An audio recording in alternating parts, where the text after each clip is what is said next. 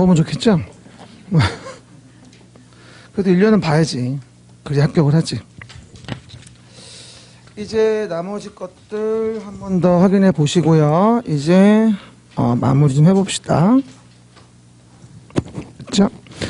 그러면 사업계획 승인권자에 대한 부분을 봤어요. 사실 이게 참 이게 보면은 법이라는 게 매번 느끼는 건데 너무 대충 만들어요. 그렇죠?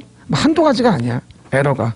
그래서 하다 보면은 되게 에러가 많이 보이고 이상한 게 보이는데 여러분은 그런 거 고민하지 마세요. 그런 거면 내가 할 거니까. 고민하지 말고 이 안 가면 패스. 그렇죠? 그냥 고민하지 말고 놔둬요. 그냥. 때 되면 다 할 거. 그렇죠? 그리고 그게 영 이상하다면 얘기를 하겠지.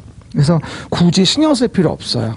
정신 건강이 안 좋으니까. 그렇죠? 그냥 아는 거 반복해 보는 게 우리 할 일. 그렇죠, 여러분? 그리고 또 얘기합니다만 일일학습 준 거 뭐하죠? 계속 반복해 보는 거. 그리고 요즘에 그 가끔 가다가 숙제 검사 올리는 분이 있는데 다음 카페에 들어오시면 이상권 공법 다음 카페에 오시면 제 카페 있잖아요. 그럼 제가 숙제 검사 익힘장이라고는 클릭을 하시게 되면은 거기 게시를 해놨어요. 맨 공지에다가 익힘장이라고. 그럼 들어가셔서 7장 붙여놨으니까 한꺼번에 다운받으시면 돼요. 한꺼번에. 그래서 학원 달라 그러지 말고 집에 가서 프린트 하시면 돼요. 그냥. 그리고 한 가지 팁을 드리면 프린터기 10만 원도 안 해요. 99,000원이면 사. 요즘에. 그러니까 집에다가 핸드폰으로 된 것도 얼마든지 프린트할 수 있거든요. 요즘에는 연결시켜서 블루투스로. 그러니까 간단하게 집에서 원 없이 다운받아 쓰란 말이야. 할 때마다 다운받고 쓰고 버리고 할 때마다 다운받아 쓰고 버리면 되는 거야. 그렇죠? 굳이 그거를 뭐 한 장 보관해가지고 어떤 분은 코팅을 하고 생쇼를 하고 그럴 필요 뭐 있어. 그냥 계속 보면 되는 거지. 프린터기는 저는 필요하다고 봐. 안 그러면 계속 여러분들이 자료 다운이 어려워 힘들고 단락을 해야 되고 그러니까 할 줄 모른다고 금방 배워. 그래서 한번 해요. 이상은 프린터기 제조업체에서 왔어요. 이렇게 오해하시고요. 봅니다. 그러면 103페이지 왼쪽 위에 좀 볼게요. 그러면 사업계획 승인이 보일 거예요. 그 왼쪽 메뉴에 공구별 분할 건설 공급이 보일 거예요. 공구별 분할 건설 공급. 전체 세대수가 600세대 이상인 주택건설 사업을 시행하려는 자. 얼마? 600세대. 전체 세대수가 600세대 이상인 주택건설 사업을 시행하려는 자는 공구별로 동그라미에서 분할하여 주택을 건설 공급할 수 있다. 뭐 600세대 이상 주택건설 사업을 시행하려는 자일 때 아까 얘기했었죠. 공구별 세대수는 몇 세대? 300세대 이상은 돼야 된다. 공구별 세대 300세대 이상. 그러니까 공구별로 뭐하죠? 분할 시행하려면 전체는 뭐가 돼야 돼? 600세대 이상은 돼야지만이 공구별 분할 시행이 되겠죠. 요게 요번에 31 또 물어봤어요. 한 4번 나왔나 봐 벌써. 그렇죠? 그래서 공구별 분할 시행 이해해 주면 되고요. 그리고 그 위에 보시면 이제 5년이라는 단어가 보일 거예요. 5년이라는 단어 동그라미 하시고요. 밑에 이제 양가로 6번 좀 봐볼게요. 그러면 공사의 시작이라고 보입니다. 공사의 시작. 사업 주체는 다음의 구분에 따라 형광펜 그면 공사를 시작하여야 한다. 공사를 시작하여야 한다. 그럴 때 첫 번째, 사업계획 승인을 받은 날부터 몇 년? 5년 이내. 그치? 근데 문제는 뭐냐 봐봐. 사업계획 승인을 받았으면 5년 이내에 사업을 착수한다고 나와. 근데 주의할 건 아까 봤듯이 공구별로 분할 시행한다 이 얘기야. 그럼 봐봐요. 만약에 이렇게 있는데 주택단지가 있을 때 그 주택의 단지에 대한 부분에 대해서 이런 식으로 뭐하죠? 공구별로 분할하여 시행한다라고 설명을 드리게 돼요. 그럼 뭐가 되죠? 109, 209 되겠죠? 그러면 109 처음에는요, 공구별 분할 시행할 때 보시는 바와 같이, 사업계획 승인을 받았으면 5년이라는 기간 내에 착공을 신고합니다. 5년이라는 기간 내에. 그러면 최초의 공구에서 착공을 신고하는 건 똑같이 5년인 거예요. 그리고 나서 그 다음에 최초 외의 공구에서 시작할 거 아니겠습니까? 그러면 최초 외의 공구에 대한 부분의 공사의 시작은 뭐가 된다? 2년 이내에만 시작하면 됩니다. 됐죠? 그래서 오해 말 건 공구별로 분할 시행할 땐 최초의 공구를 얘기하는 건지 최초 외의 공구를 얘기하는 건지 좀 구분해 줘야 돼요. 뭐라고요? 최초의 공구를 얘기하는 건가? 하필 거기 빨간 멍하니 있지 말고. 뭐라고요? 거기 빨간 꽃 보이지? 멀리 보면 꽃 같아 그거. 뭐라고요? 그래서 사업계획 승인, 그 다음에 착공신고, 공사 시작. 그래서 5년, 2년이라는 거 챙겨놓고 내용 보시면 돼요. 그래서 앞으로 공구별 분할 시행 나오면 최초 공구 얘기하는 건지 최초 외의 공구 얘기하는 건지 그거 먼저 눈에 껴놔야 돼요. 나중에 제가 이것도 효과도 말씀드릴 건데 일단은 공구별로 분할 시행하려면 600세대 이상은 돼야 되고 원래는 사업계획 승인 받으면 착공신고를 5년 내에 하게 돼 있어. 그러면 공구별 분할 시행은 최초의 공구는 5년이겠지만 그 이후는 최초의 공구에서 착공을 신고한 다음에 2년 내에 시작해야 한다는 얘기예요. 알겠습니까? 그것들 내용들 이해하시면서 해당 내용 정리해 보시면 될 것이다 라고 설명을 드릴 수 있겠죠. 보시면 됩니다. 이게 해당 내용에 대한 부분이라고 이해하시면 되겠어요. 그리고 오른쪽 맨 위에 볼게요. 그리고 오봐. 왼쪽 중간에 한 번 더 봐봐. 그러면 공사 시작 2번에 뭐라고 나와? 공구별 동그라미 하고요. 분할 시행하는 경우라고 한다면 최초 동그라미 최초로 공사를 진행하는 공구는 승인받은 날로부터 5년이고요. 그 다음 최초 외의 동그라미하고 외의 공구는 해당 주택단지에 대한 최초 착공신고일로부터 2년. 뭐라고요? 최초 착공신고일로부터 2년. 뭐하죠? 이내에 시작해줘야 한다라고 설명을 드리게 됩니다. 알겠습니까? 기산점 기억하셔야 돼요. 어디부터 어디고 어디부터 어딘지. 한 번 더 얘기합니다만 다시 얘기해요. 기본 마인드를 바꿔야 돼요. 정확하지 않으면 다 쓰레기라는 사실을 분명히 하셔야 됩니다. 그래서 제가 지금 강조하는 것들 부분을 정확히 알면 되고 나머지 말하지 않은 건 전혀 궁금해하지 마세요. 읽지도 말고 하지도 말아요. 말하는 것만 그냥 무작정 반복이에요. 그게 훨씬 더 플러스예요. 그렇죠? 그리고 작년 거 공부한 책 있다고 제발 같이 보지 마시고 그건 나중에 필요할 참고하시면 되는데 제가 볼 때 참고할 것도 없어. 어차피 다시 채워나가야 되는 거야. 그렇죠? 그 정도. 오른쪽 위에 사용검사 받고 이제 마무리합니다. 맞아. 공사 끝났으니 뭐하죠? 우리가 사용검사 받고 마무리하는데 오른쪽 위에 사용검사권자가 누구냐를 봤더니 뭐라고요? 오른쪽 위에 사용검사권자가 누구냐 봤더니 여기는 원칙이 시장, 군수, 구청장이에요. 뭐라고요? 원칙이 시장, 군수, 구청장입니다. 다르죠?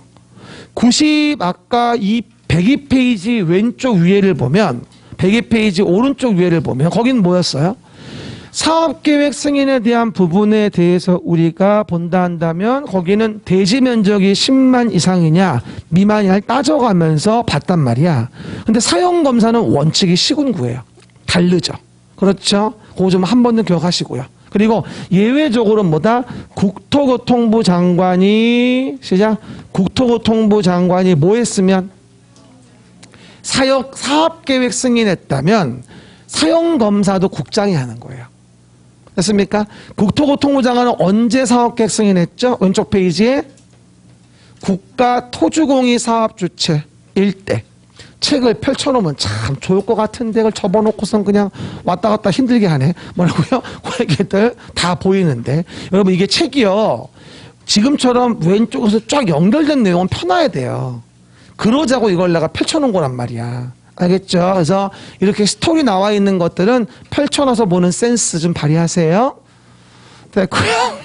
그래서 국장이 사업계획 승인했다면 국장이 사용검사를 하는구나라고 이해하시면 되고요. 며칠 냅니까? 15일 이내에 검사를 내주게 돼 있어요. 근데 아까 사업계획 승인은 왼쪽에 보면 60일에 내주게 돼 있거든요. 왼쪽 위에 보면. 사업계획 승인은 며칠? 60일 이내고 사용검사는 15일이에요. 그러니까 이게 전체적으로 보여야 한 방에 눈에 들어오거든요. 알겠습니까? 이게 책에도 역할을 겸하고 있는 거라고 이해하시면 돼요. 그리고 따로 요약집 필요 없이 사실은 뭐가 된다? 이거로도 웬만한 건 볼 수 있게. 그게 목적이에요.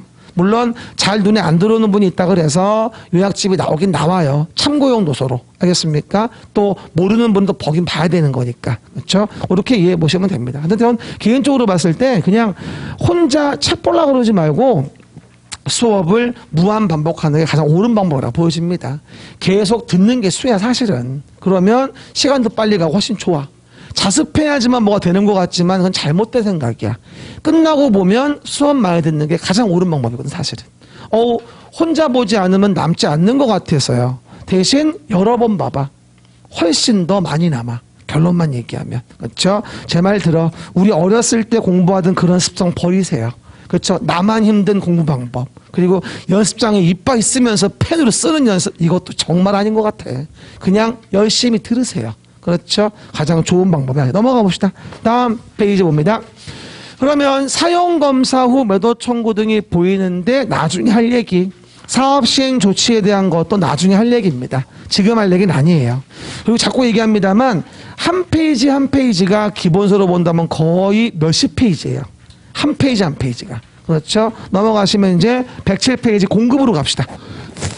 뭐 말이에요. 주택의 공급 시작. 그러면 두 팔 좀 올리고 자꾸 눈이 무서운 분들이 생겨요. 목 좀 돌려보세요. 어이구 졸려라. 아휴. 여러분은 연말에 뭐 할 거예요? 그렇죠. 공부해야죠. 근데 어디 가서 좀 맛있는 거라도 먹으러 가면 좋겠는데 어디 먹으러 갈 때도 별로 없어요. 그렇죠? 돈도 없고요. 그래서 돈 둘째 문제고 가려면 가는데 중요한 거는 또 코로나 때문에 겁나고 괜히 갔다가 또 걸리면 또 안 될 것 같고 그렇죠? 이것저것 또 안 되는 것 같아. 근데 이게 너무 오랫동안 이게 막 아무것도 못하니까 신경질이 나 죽겠어. 그렇죠? 어디 놀러도 못 가고 여행도 못 가고 그렇죠? 어디 가면 꼭 마스크 쓰고 있어야 되고 처음에는요 이걸 쓰고 수업하는 게 그렇게 이상하더라고. 지금은 벗으면 이상해요. 이래도 되나? 뭐 이상하게. 그죠? 짜증나. 그러면 건설 파트 봐봐요. 건설은 뭐라 했냐면 우리가, 사업계획 승인을 받아요. 사업계획 승인 시작. 그러면 사업계획 승인을 받아가지고 주택 건설을 해요. 그러면 사업계획 승인을 받아서 이제 선분양이니까 입주자 모집을 위한 입주자 모집 승인을 받게 돼요. 그게 이제 왼쪽 위에 나와 있는 부분인 거예요. 공급 파트에서. 107페이지 왼쪽 위. 형 앞에 가봐요. 사업주체가 입주자를 모집하려는 경우. 시작. 사업주체가 입주자를 모집하려는 경우. 그리고 시장군수 구청장의 승인을 받으라고 나올 겁니다. 그리고 복리설이라고 한다면 뭐하죠? 신고라고 나오죠. 뭐라고요?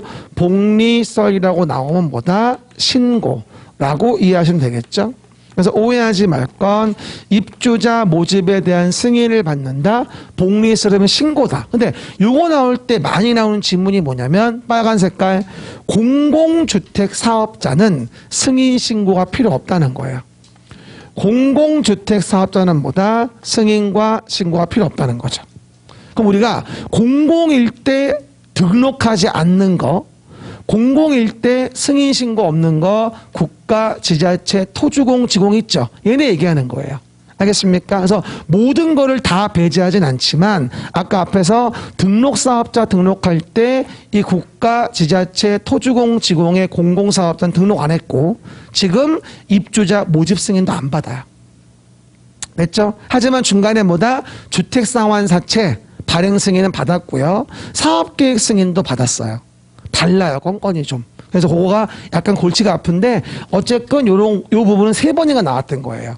지방자치단체는 입주자를 모집하려면 뭐하죠? 승인받아야 한다. X. 공공이라 입주자 모집 승인과 신고는 없어요. 알겠습니까? 앞에 등록 의무 요 두 가지는 승인받거나 등록하는 게 없는 거니까 그거 보시면 돼요. 그리고 여러분 절대 첫 술에 배부르지 않아요. 지금 첫 번째 보는 거잖아요. 정말 20번, 30번, 심하게 말하면 100번은 봐야 돼요. 그래야 구분이 돼요. 언제쯤 구분된다고 했어요? 제가 공법이 9월달. 그렇죠? 여름 때가 가장 맥스예요. 혼동의 도가니탕. 그렇죠, 여러분? 아주 미치고 팔짝 뜰 것 같은데 그걸 잘 견뎌내야 돼요. 그러니까 많아지면 기억이 점점 흐려져요. 처음부터 제가 봐줄 걸 정해주고 시작하는 거야. 그러자고 그림책을 주고 시작하는 거고 사실은. 그렇죠? 그래서 하라는 것만 해서도 80점, 10점 충분히 나옵니다. 그렇죠? 믿으셔야 됩니다. 몇시옵니까? 안 믿는군요. 이렇게 보시면 되고요. 그런데 이제 이거 나올 때 가장 요즘에 또 핫한 게 뭘까요? 바로 밑에 별 20개 분양가 제한입니다. 분양가 제한. 당연히 저는 이거가 32회 때 나올 줄 알았어요. 근데 역시 출제위원들이 짧은 기간 내에 공부해 내기는 부담스러운 내용이었어요. 그렇죠? 이 조문이 굉장히 복잡하실 이게 아주 엄청 복잡한 내용인데 그 짧은 시간 내에 할 수 있을까 싶었는데 이거 법에 입법할 때 참여하신 분이 아니었나 봐. 그러니까 안 냈지. 그렇죠? 딴 분이 냈으니까 이해가 어려웠던 거예요. 올해는 나올 거예요. 한번 봐봅시다. 근데 자세히 얘기 안 할 겁니다. 왜냐하면 이 부분은 굉장히 정책적인 색깔이 짙어요. 그래서 만약에 파란당이 되면은 더 여기다 플러스가 될 거고 빨간 당이 되면 아마 다 없어질 겁니다. 그렇죠? 대봐야 알아. 시험 볼 때까지 봤을 때 어느 게 되냐에 따라서 이 내용이 남을지 없어질지는 가봐야 합니다. 그렇죠? 단언컨대 파란색이 되면 더 추가될 거고 빨간색이 되면은 다 없어질 겁니다. 그렇죠? 가봐야 합니다만. 그게 제 일반적인 시각이에요. 그래서 몇 가지만 간단히 얘기해 볼게요. 근데 분양가 제한의 의미가 뭐라고 했어요, 제가? 첫 번째가 공공택지예요. 그럼 공공택지면 아무래도 택지를 사업주체가 저렴하게 공급을 받았어요. 그러면 여기서 일반인에게 공급하는 조합원이 아니라 일반인에게 공급하는 주택을 공급한다면 이런 경우일 때 분양가 제한을 받아서 사업주체가 땅을 싸게 샀으니까 택지비와 건축비를 법령에 정하는 걸 오버해서 공급할 수는 없다고 본 거예요. 이게 분양가 제한의 원 의도예요. 그렇죠? 그리고 조합원 분양가는 규제사항이 아니에요. 뭐라고요? 조합원 분양가는 뭐다? 규제사항이 아니고 동그라미 일반인. 일반인에게 공급하는 공동주택을 얘기하는 겁니다. 이 분양가 제한이에요. 그럼 봐봐요. 분양가 제한을 받았어요. 그래서 요 주택이 원래 10억 정도 가는 주택이었는데 분양가 제한 받으면서 5억 정도의 분양을 했어요. 그리고 A라는 자가 당첨이 됐어요. 그러면 이거 팔아서 5억 벌고 싶어서 뭐 났다고? 안달 병 났다고. 그러다 보니까 A한테 분양가 제한 받는 주택은 전매 제한이라는 걸 가할 수밖에 없는 거예요. 그리고 전매 제한을 받으면 수도권일 때는 뭐다? 거주 의무도 부과해요. 최초 입주할 때. 그렇죠? 그래서 전매 제한이 없으면 일반적으로 거주 의무도 없는 거고요. 알겠습니까? 그래서 우리가 보통 전매 제한이 있다고 한다면 분양가 제한 관련된 부분은 거주 의무라고 해서 최대 5년까지 거주 의무가 있어요. 제가 오른쪽 위에다가 거주 의무 표기해 놨어요. 오른쪽 맨 위에다가. 보입니까? 뭐라고 나와요? 최초 입주 가능일부터 5년 이내. 수도권의 분양가, 상한제, 적용주택에 대해서. 이해갑니까? 많이 쌀수록의 5년인 거예요. 덜 싸면 기간이 줄어요. 5, 3, 3, 2. 나중에 외워야 돼. 그렇죠? 유지된다면 시험날까지. 그렇죠? 이게 관리사 문제였어요. 올해 9월 달에. 8월 달이었나? 어쨌든 관리사 문제였습니다. 그 기간 물어봤던 게. 그렇죠, 여러분? 그 얘기들 보시면 되고요. 다시 왼쪽으로 와서 그러면 공공택지에서의 분양가 제한은 이해가 됩니다. 근데 문제는 왼쪽에 중간에 보면 민간택지가 문제인 거예요. 민간택지는 원래는 분양가 제한이 없었습니다. 민간택지, 일반적인 민간택지예요. 민간택지의 분양가 제한은 명분이 없잖아요. 왜 분양가 제한을 가해?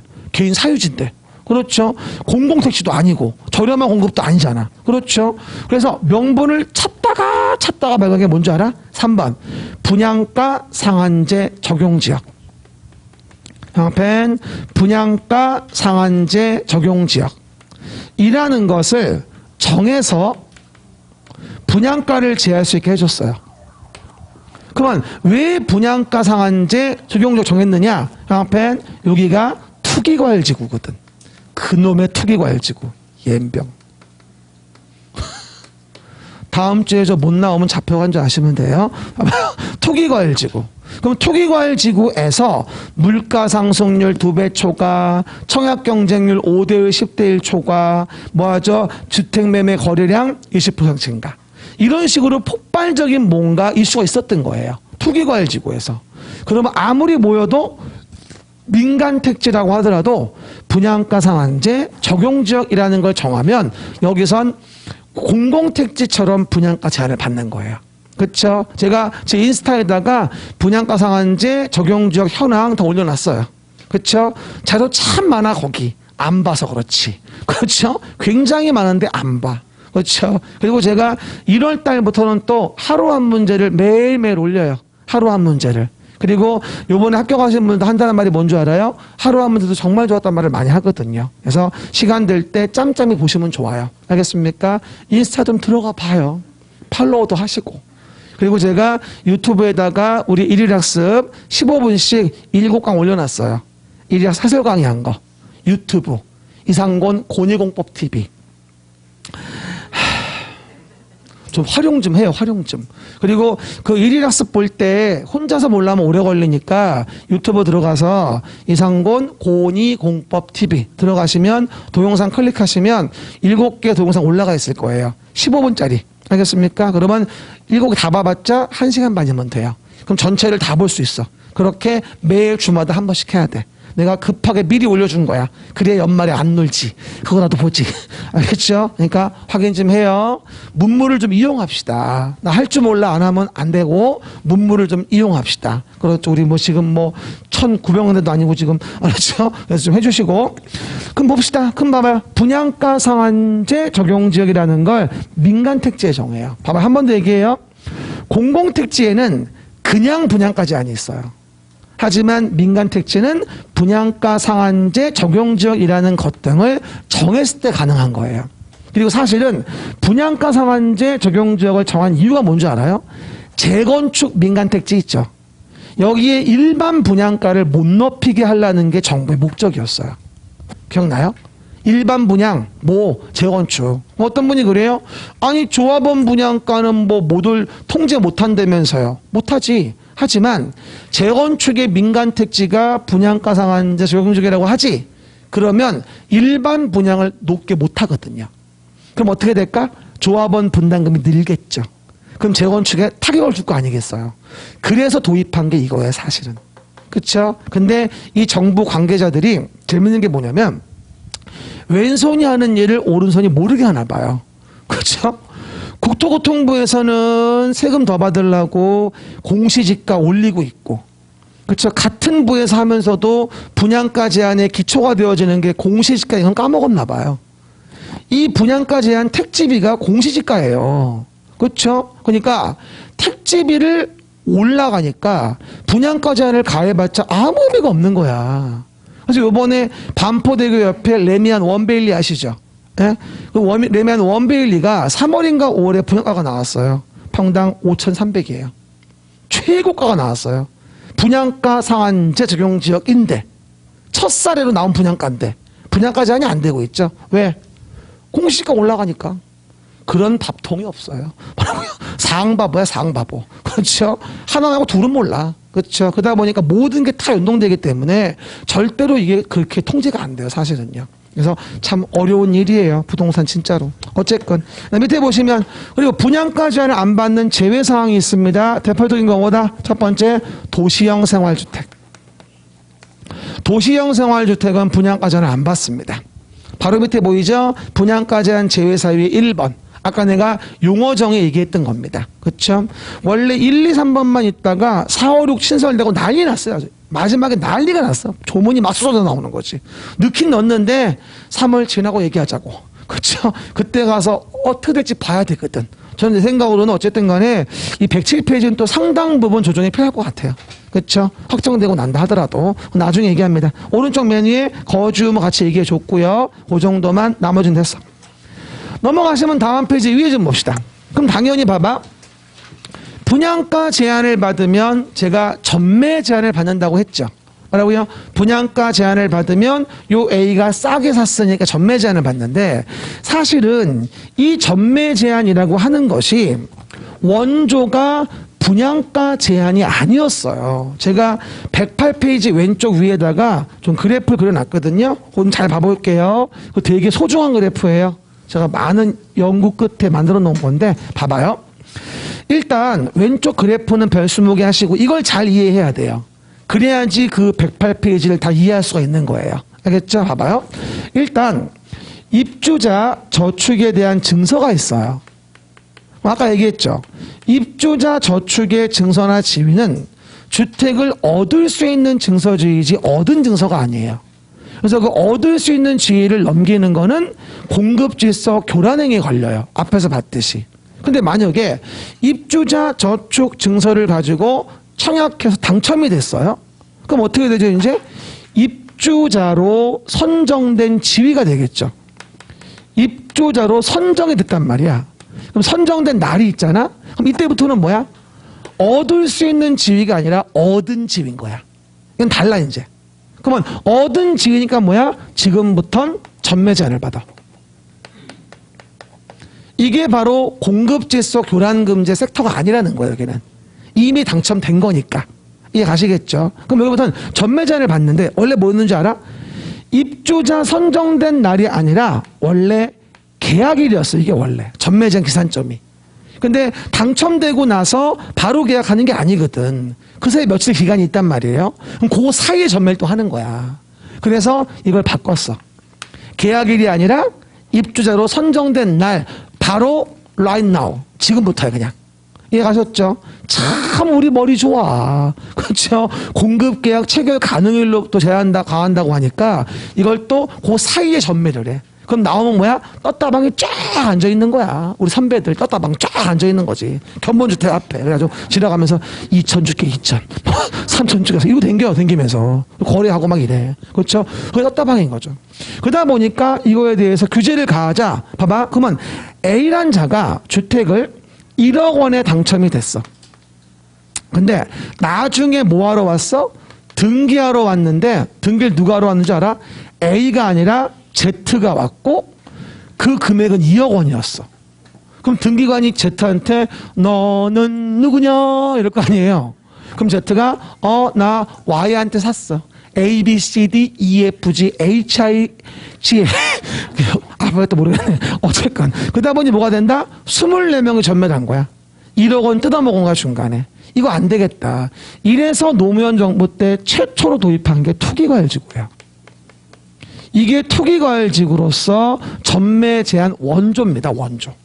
그러니까 A가 당첨됐니? 그러면 A야 네가 등기하러 와. 라고 규제를 가한 게 투기과열지구 전매 제한의 시초였습니다. 근데 문제는 뭐냐면 전매를 못하면 집값이 오르지 않으면 나도 집을 안 샀을 거야. 어? 아니 월세 조금 내고 은행 금리보다 싼데 뭐하러 집을 사? 그냥 월세 살지. 안 그래요? 근데 그게 아니 집을 사는 거지. 이해 가시겠죠? 그러다 보니까 집값이 안 오르니 집을 안 사면서 투기과열지구 지정지역이 대규모 미분양 사태가 벌어지게 됩니다. 미분양. 그러면서 지방 기업들이 줄 부도가 나요. 초상집이 됩니다. 그러면서 건설 경기가 완전히 바닥을 치면서 다음 정부 MB가 시작됩니다. 그러면서 MB 때 모든 투기과열지구를 강남 3구까지 다 해제합니다. 없애버려요. 그리고 박정부 오면서 또 아무것도 안 하면서 아무것도 없었어요. 그때는. 그렇죠? 그러다가 문정부 되면서 이걸 리바이벌 시키려고 한 거야 이제. 근데 등기 칠 때까지 전매 제한을 가하는데 문정부는 요거를 바로 들여오기가 겁났던 거예요. 왜? 노정부 마지막에 대규모 주요 기업들 줄부도 나는 게 무서웠기 때문에 이거만큼은 아니어도 조금 비스무리한 거 없니? 한 끗발 낮은 거. 그래서 처음에 도입한 게 청약 조정 대상 지역이에요. 이게. 이것도 최대 뭐다? 등기 칠 때까지 전매 못합니다. 최대. 물론 맥시멈 몇 년? 얘는 5년. 맥스 5년. 얘는 맥스 3년입니다. 5년 3년 지났는데도 등기가 안 됐다면 전매장 끝납니다. 결론만 얘기하면. 그렇죠? 근데 조정상 지역 도입하고 몇 개월 지났는데 시장 반응은 개가 짖냐는 반응이었습니다. 그래서 바로 투기과열지구를 지정합니다. 그래서 역대적으로 가장 부동산 규제가 강한 정부로 등극을 하게 됩니다. 투기과열지구와 조정사용지역 두 개 다 있었던 정부는 전혀 없었습니다. 유일무이합니다. 지금이. 투조의 세상. 뭐라고요? 투조의 세상. 나는 서울은 그렇다고 쳐. 근데 우리 의왕시 안양시가 뭘 얼마나 투기질을 한다고. 투조. 심지어 안산 단원구까지 투조. 용인까지 투조. 그렇죠. 꼼짝 마라. 거주 이전 자유의 규제라고 보여지는 게 요즘의 시세입니다. 그렇죠. 그러다 보니까 아마 이번에 대선 끝나고 나면 상당 부분 조정이 있을 거라고 저는 보는 겁니다. 매번 그렇겠지만. 하지만 문제는 봐봐. 1, 2번과 달리 3번. 3번은 뭐죠? 분양가 제한. 봐봐라. 시작. 분양가 제한. 그러면 분양가 제한을 받는 주택에 대한 전매 제한은 좀 달라요. 얘는 등기 칠 때까지가 아니라 선정된 날로부터 정말 최대 10년이거든. 그러다 보니까 등기가 되고 나도 그 주택의 전매 제한 기간이 남아요. 분양가 제한 받는 주택은. 보통 집 짓는 게 3년 걸려 일반적으로 여기서. 나중에 그냥 더 남아. 그래서 분양가 제한 받는 주택은 사업주체가 소유권 보존 등기할 때 부기 등기를 합니다. 뭐라고? 이 주택은 몇 년 전매 제한이 있습니다. 써줘요. 왜냐하면 등기되고 나서도 전매 제한이 남으니까. 하지만 투기과열지구와 조정사용지역은 그럴 필요가 없어요. 등기 치면 끝나거든요. 전매 제한이. 부기 등기는 1, 2번은 없어. 3번이 있는 거지. 4번, 5번이. 근데 3, 4, 5도 그 의미 있는 건 3번밖에 사실 없어. 3번 형광펜 분양가 제한. 분양가 상한제. 그래프 잘 이해하시면 조문이 훨씬 쉽게 이해될 겁니다. 알겠습니까? 굉장히 어려운 내용이야, 솔직히 얘기하면 이게. 그래서 제가 몇 번의 고민 끝에 수정해서 만든 거니까 보시면 됩니다. 근데 또 바뀔 예정이라 신경질나 죽겠어요. 그래서 여러분 봐야 알아 또 이제. 근데 기본 틀은 안 바뀌어. 그 내용이 왔다 갔다 하는 건 아니니까. 종류가 달라지는 것 뿐이지. 그렇죠? 그 얘기들. 밑에 봐볼게, 그 밑에. 그러면 투기과열지구 현관펜. 투기과열지구. 기읍번. 동그라미 국장 옆에 시도. 투기과열지구는 국장 시도가 주거정책심의위원회 심의를 거쳐 지정해줘야 할 수 있어요. 그러면 주거정책심의위원회 심의를 거쳐 지정해줘야 할 수 있다. 누가? 국장 시도가. 그 다음에 밑에 2번. 그래서 투기과열지구의 니은 보이지? 지정 기준. 그게 31대 문제였어. 그게. 자세한 건 나중에 얘기하고. 2번 봐봐, 형광펜. 조정대상 지역. 시작. 그럼 조정대상 지역과 관련된 부분에 대한 것은 일단 기읍번, 동그라미 국장. 조정대상 지역은 국장만 정합니다. 시도가 정할 수가 없어요. 그렇죠? 투기과열지구는 국시도, 전매 제한 맥심 5년. 조정대상 지역은 누구? 국장만 정하고 맥심 3년 전매 제한. 알겠습니까? 그 정도만 일단 이해해 보세요.